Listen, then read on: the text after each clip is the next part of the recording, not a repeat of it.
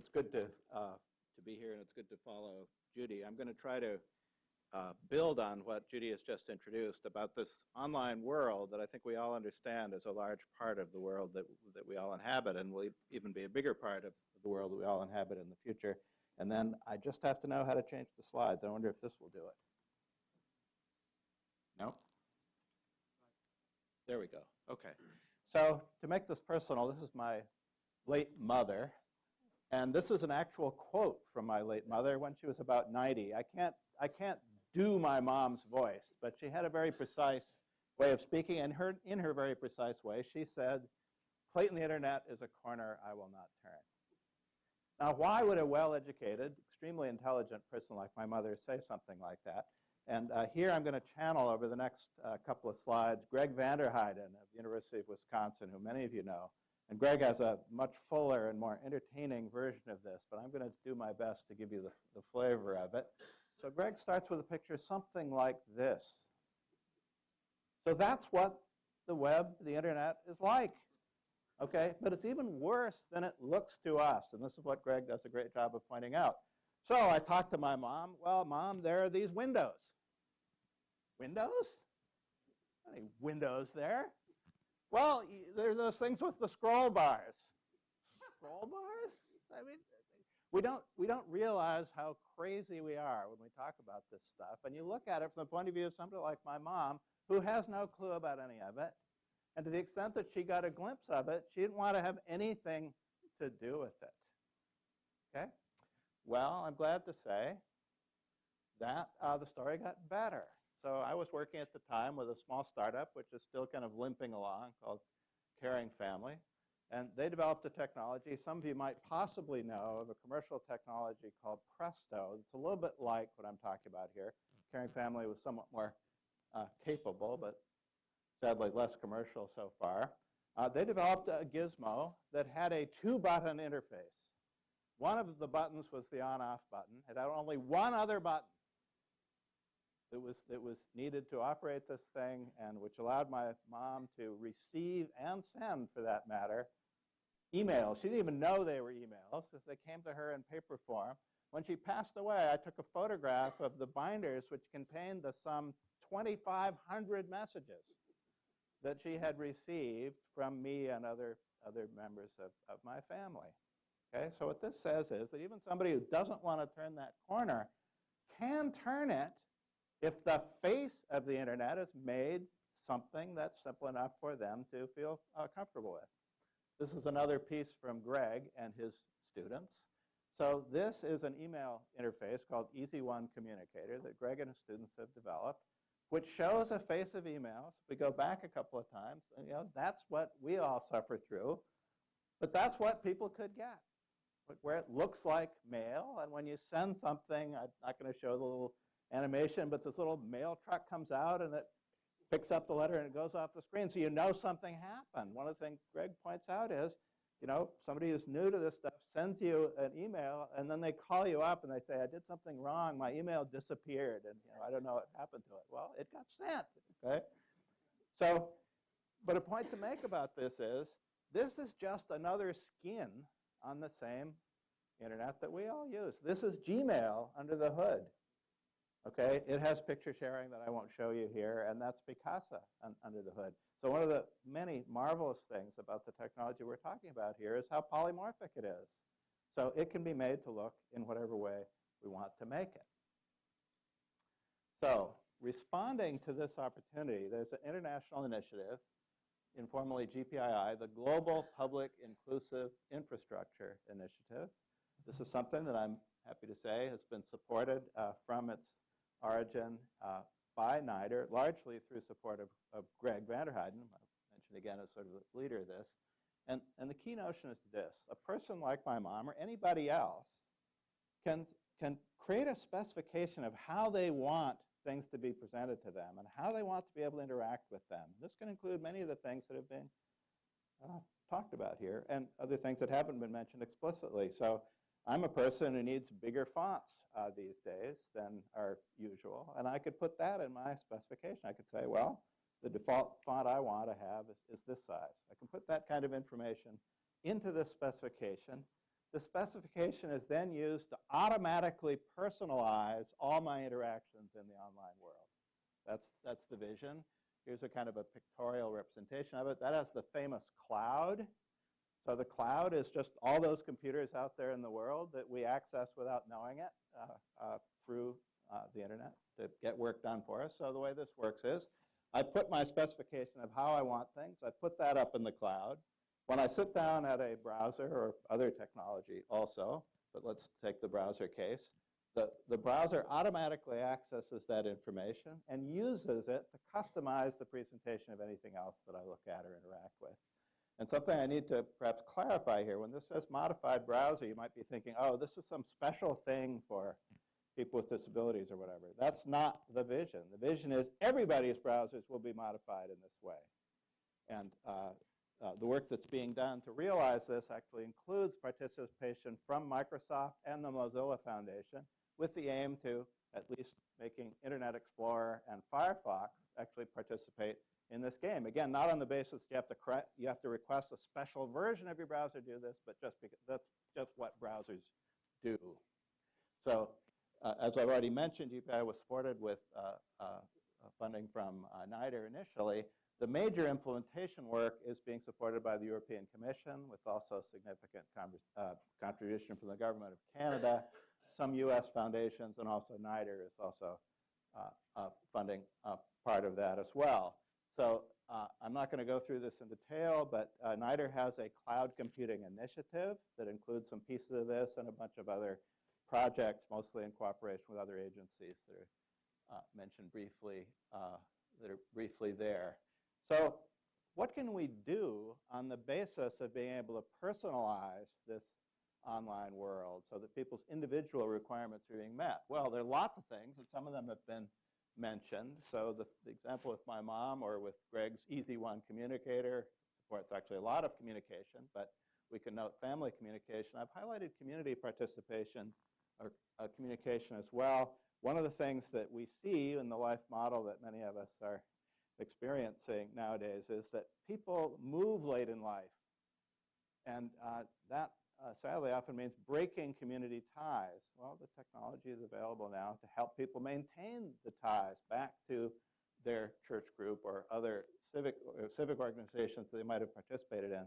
We can see how this is working for the younger generation. Those of you that have kids the age of mine know that whereas in my generation, when we left high school and went to college, we lost almost all our high school friends. That doesn't happen anymore. And people, as they age, are picking up on this technology actively as well. And as Greg Wellams mentioned, in the context of supporting people with developmental disabilities, social media are being used there as well for people to participate.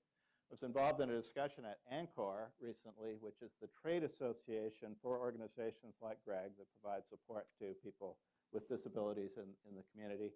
And they see a clear need and a clear opportunity to use this technology, social media technology, really to build community participation for people with disabilities in community because of the two-way aspect of it, making it easier than it is now for people with disabilities to find opportunities to participate based on what their interests are, but also making it easier for people in the community to become aware of opportunities to include such individuals in their activities. And then something that hasn't been mentioned much, but it's huge. I'm sure we're all seeing the news about MOOCs, massively online or massively open online courses, the Khan Academy, lots of other things. It's clear that education is being substantially transformed by the technology we're talking about. And if we add this personalization technology to mean that these resources are available to people in ways that really work for them based on their individual requirements, this is a tremendous opportunity as well. John Sanford was talking about workplace accommodations. There's a strong connection between this personalization technology and that challenge as well. So today, these accommodations, when they're available, frequently take quite a long time to arrange for and to set up. And so I've been told, I don't have this experience firsthand, and I can't point to organized data, but I've been told that it does happen that a person with a disability will hesitate to take a new job, even if it's a promotion, because of the disruption and dislocation that they know is involved in the gap between the situation they're in now where perhaps they have the accommodations they need and then moving into some new one. Another feature of this, if you think about it, is if these accommodations happen automatically through this personalization process, they're predictable. You can prepare for them. You can show up at the job interview knowing that if you were asked, you could go online and show what you could do using the accommodations that you would have in real life. Whereas today, those accommodations aren't going to be available to you until some future time when they're set up. Another point that's been alluded to, mostly in the context of health information, but it's a bigger issue. People with disabilities today have to do a tremendous amount of paper pushing. And increasingly, it's kind of virtual paper, but it's still paper pushing nevertheless. And there's a huge burden of managing information, applying and reapplying for services, establishing eligibility and reestablishing eligibility. There's one part of this which we say, well, we should get service providers together to simplify all that stuff, to share eligibility information and the like. That's a huge bureaucratic chore to get those kinds of changes to take place. But in the meantime, we can make it easier for people at least to manage their own information online so that they don't lose it in the back of the closet and so that it's easily available for future uses. Another huge space called assistance on demand. So suppose you're a person who occasionally might become disoriented when moving around the community. Today, for safety's sake, probably you're not going to move around the community because you don't want to take the chance that you're going to become disoriented and bad things are going to happen to you. The technology now, adding mobile to other things that we've been talking about, would mean that it's now possible, and there are services starting up here and there on a small scale, to actually make it possible for someone to contact someone for assistance when they need it. So they have that as a backup. Now, I've said, obviously, you want to have trusted parties you're getting help from, and some of you who are sophisticated or not may say, well, you know, I thought you were talking about the online world, Clayton. Where does trust come in the online world? And it's a huge problem, but something the forum may want to be aware of is that there's a pretty big initiative coming to a head just now, really, called NSTIC, the National Strategy for Trusted Identities in Cyberspace. And there's a lot of momentum behind this. It's a public-private partnership with a lot of commercial participants, recognizing that these issues of trust and identity, really knowing who is who in the online space, this has huge commercial implications. And so there's a lot of interest in solving this problem. So we can look, I think, for some improvements. And of course, one of the issues then is, are these improvements, is indeed this whole ecosystem of identity going to develop in such a way that it supports the needs of people with disabilities, and it's implemented in a way that people with disabilities can participate in it? These are key issues that we need to attend to. There are a lot of other opportunities, some of which we're exploring in our initiative. I'm not going to go through them in detail, but I want to point out one of them, which has kind of been mentioned but not much, and that's this notion of big data. The emergence of techniques for dealing with I can't read it. Yeah, okay, good. Too little contrast. Thanks. So big data is a complex of technologies that are now maturing that allow people to integrate data that come from not quite compatible sources. For example, in our federal system, most services don't really happen in the same way in different states, so kind of analogous data are collected, but not all in the same way. Big data techniques can be used to deal with that problem.